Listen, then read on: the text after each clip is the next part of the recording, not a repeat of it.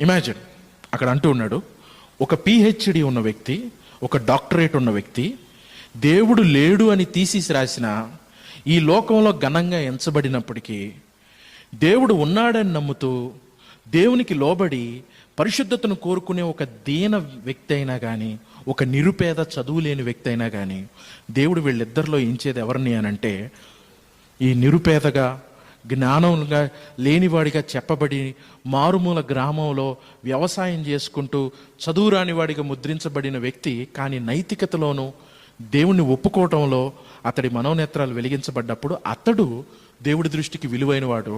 ఈ పిహెచ్డి ఉండి మహాపట్టణంలో థీసిస్లు చెప్తూ పుస్తకాలు రాస్తూ జ్ఞానంగా ఉన్న ఇతడు దేవుడి దృష్టికి వెర్రివాడిగా ఎంచబడతాడు. కొరింథీ పట్టణంలో ఆయన మాట్లాడింది అదే. ఇదిగో, మీరు అనుకుంటున్నారు యూదులు సూచక్రియలు వెతికితే మీరు జ్ఞానాన్ని వెతికారు.